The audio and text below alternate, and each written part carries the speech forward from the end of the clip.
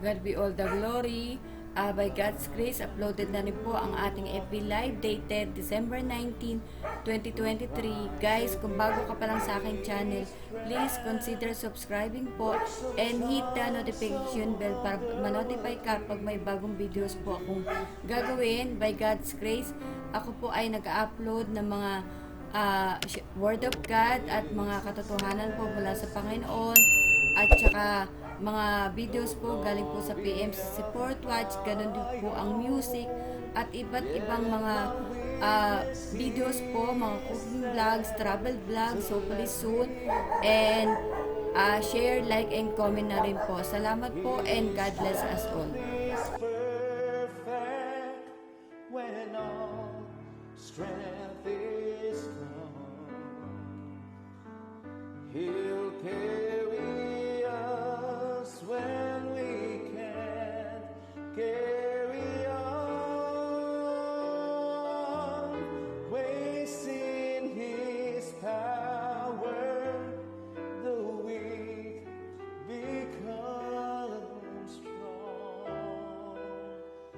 His strength is perfect. His strength is perfect. Yung day na kinasali po yung aking parents po, nanay at tatay ko. So, December 19 niya, kung ako nagkakamali. So, kung nabubuhay pa sila, abay siguro ilang taon na yung ano nila. Baka mga basta more than 50, more than golden anniversary na yan po. And flex ko lang din ang mga magulang ko, guys. Yun nga, bagamat wala na nga po sila, siguro sabi ko kung bakit ako, kunyari, generous nga, kunyari daw, yun nga, bakit ako generous, masipag, ayun nga, tsaka yung nga, friendly po, ganyan, nakakapagsalita ng gado, bukod sa Panginoon, syempre, number 1 po yan, dahil din po sa magulang ko, guys. Yan, kung bakit ako naging parang religious, yung talaga sa Panginoon po, ay dahil yun po yung aming nakamulatan po nung bata po kami. So, yan po rin po Panginoon. At hindi ko alam kung ilang years na, pero mga 50, basta more, mga 55, ganyan. Yan po. So, glory to God, guys. So, salamat po sa lahat sa kanila.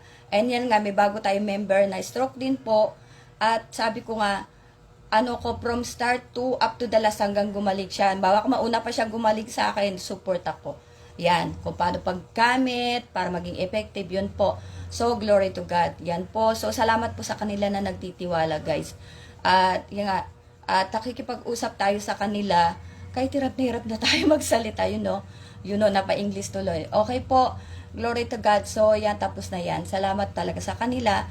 At yung page ko po ay napapansin na, kasi hindi naman tayo nagpapakuyot doon, guys. Gusto natin tumulong. Yan po, lalo na Christmas. So, guys, magtulungan tayo, ha? Yan, guys, simulan ko na. Pero muna po. Ito, tipid-tips, ha? So, sama-sama na nga po tong live ko. Makaka-benefit ka sa mga kung ano matututunan mo. And, importante, yung Word of God po. Hindi tayo, pastor, hindi tayo kung ano po yung kaya nating i-share po na sa pagtulong po ng Panginoon po sa atin. Yun po, glory to God, guys. Okay, so eto po, tipid tips muna tayo. Yan, para mabilis ako. And sabi ko nga, baka mamaya mag-live po uli ako. Salamat po uli sa mga nanonood, guys. Tipid tips, ito po sa Pilipinas. Yan. Pero, hindi, sa Pilipinas lang talaga, wala sa abroad dito eh. Kasi sobrang init. 'Di ba? Halos di na tayo makahinga sa sobrang init dito sa Pilipinas at may aircon pero hindi natin kayang gumamit dahil wala na nga po kabudgetan, guys. As in, naubos na lahat sa kung ano-ano po. Pero yung number 1, syempre yung gamot ko medyo mamahalin. Yan, pag-check up. Pero ngayon nga kasi wala na akong gamot, Permax na lang po, and wala na rin po akong check up, glory to God. Puro paid na lang. Puro paid na lang, guys. Ayan po, glory to God. So, eto po, yung na-share ko kasi ito sa sa mga nagtitipid dyan. Eto po itong ginagamit kong ventilador, guys, okay? So, ituro ko sa inyo. Yan po. So, I hope nakita nyo. Asan ba yan? Ayan guys, ayan. Okay, sana nakita nyo. Ang tawag siya sa, hindi ko alam kung anong tawag sa kanya, basta ventilador, pero walang cover. Yan, at saka wala nga motor. Yun po. Yung ventilador na yan guys ay sobrang nakatulong sa kuryente po. Hindi kasi inanalyze ko lang din kasi nung nagbabayad tayo ng kuryente, ganyan po. Pinakamalaki kasi na bayaran po ay kulang 4,000. Pero yun po ay may bisita kami. Yan po. At saka, ito po ay 2 family po. So, 2 bahay, guys. Okay po. So, napansin ko, ito na lang huli kasi nagbabayad ako through GCash. Yan po. Di ba, sobrang init na motor, nasisira yung, eto na nga, hindi, bayad-bayad, ganyan-ganyan. Na yung 3899 kasi. Pero 2 family nga po yan na So, tas ako, nung na-transfer ako sa Pangasinan, siguro sa isang buwan, 5 beses, nakagamit nito ako ng pero pa yung mga 3 hours, super tipid. Yan po. So, ayan guys, na naman siya, yung umiinit kasi yung phone. Napansin ko, yung nga, 3 something, yung basta yung kulang 4,000. Tapos itong January, paiksin ko na po yung kwento ko. Itong January, kasi nga, puro yan na yung ventilador namin nung malaunan. Basta nag-start kasi nasisira na ngayon, may motor siya. So, nung napansin ko, binayaran ko nung January, parang first week ng January, 3,200. Imagine inyo to guys, yung laki ng difference. Yun po hindi pa lahat gumagamit ng ganyan Pagdating ng katapusan, binayaran ko 2,600 o di 600. Diba? Nakakalo ka. Okay po, purin po Panginoon. Tapos, basta fast forward na tayo guys.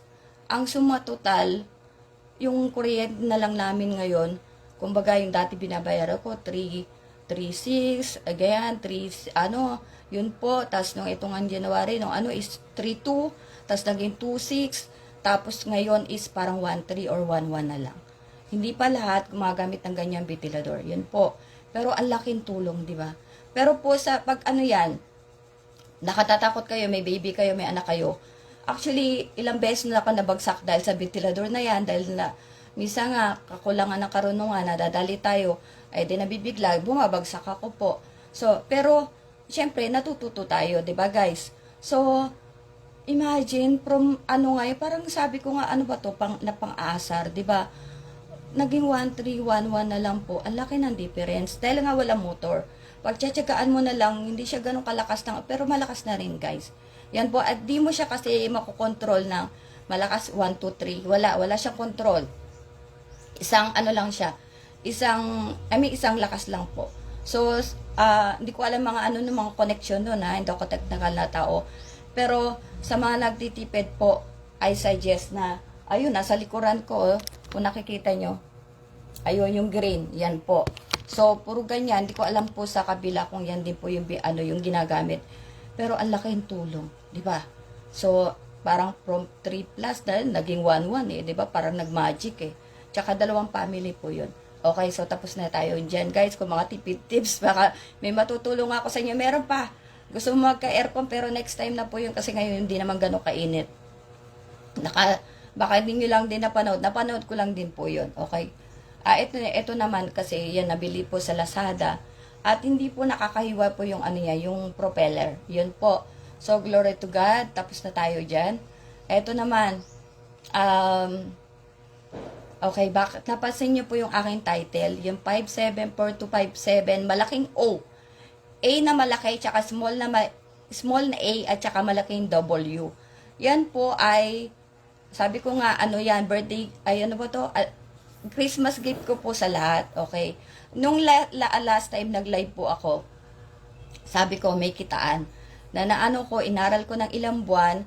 I mean, nakita ko na pero lang ako, parang nood-nood lang po. Pero nung syempre nag-research tayo na natin na super legit. Yan po guys ang ang pangalan po ng platform na yan guys ay Sitaw. So Sitaw, C at saka taoo.com. Okay po, ito po ay e-commerce dropshipping business. 'Di ba tayo kasi simula ng pandemic, guys, tayo po ay at isang number 1 na libre, kaligtasan. Okay, so dyan na tayo. 'Di ba? Libre yan eh. Walang bayad eh. Grab mo na. Okay po. So, purihin po Panginoon, guys. So, kanina naglilinis po ako ng na ito, na dito sa kwarto po, ganyan. Maalik ka po, ganyan po. Ngayon sa paglilinis ko, guys, tayo ay sa dami nga ng ginagawa, 'di ba? Pagod. Yun po, at marami ka pa panoorin, kaya nga hindi problema yung mga yung sabi ko sa inyo, yung mga gawain, yung mga mensahe, sa dami. Ikaw na lang ang kailangan para makinig. Habang ako ay naglilinis, guys, okay, di ba sabi ko nga, alam mo, Panginoon talaga, hindi bababa para kausapin ka. Kailangan talaga hingi mo yung wisdom, lumapit ka sa Panginoon para maintindihan mo siya. So, habang ako'y naglilinis, bagamat meron akong, parang sabi ko, i-share po sa inyo, eto na po ang binigay po ng Panginoon. May nakita po ako. Habang ako'y naglilinis po, may nakita po ako. Ang nakalagay dito, the best thing in life. Okay, guys. So, ayan. Okay po. Hindi ko alam kanino to, pero, yan nga, nakita ko lang. And, habang, yun nga, inopen natin, kasi sabi ko parang something to 'di ba? So, eto pala siya, guys, oh. Kung nababasa nyo, 'di ba? To be safe. Ay, sabi ko nga, eto, hindi pa ako nakakaaral, Lord. Paano ba ako magla-live, mag-share, ganyan. So, yun daw yung yun daw yung the best thing in life. Kaysa sa mga, bakita ko sa inyo, hindi daw success, 'di ba?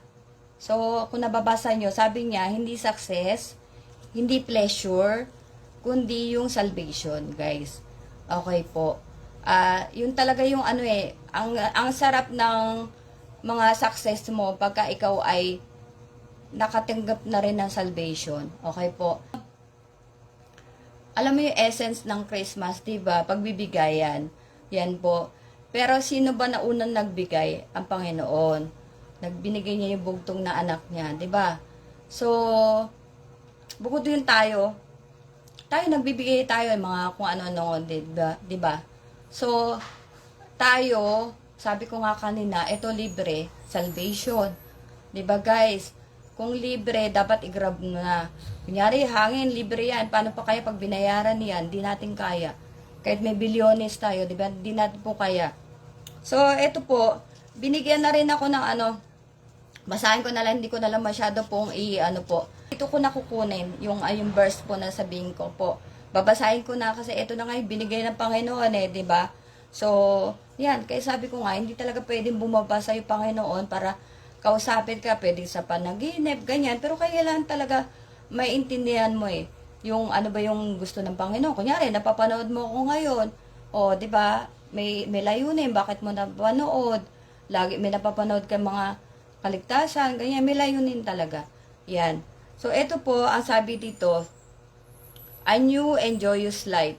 Therefore, if anyone is in Christ, is new creation. All things have passed away. Behold, all things have become new. Sa 2 Corinthians 5 verse 17. Yan po. So, eto nga kasi, 'di ba, sabi niya, he is a new creation. Pag ikaw, guys, yun nga, sabi ko sa John 3:3. So, John 3:3, malibang ang tao ipanganak ng muli ay di makakapasok sa kaharian ng langit. Guys, okay po.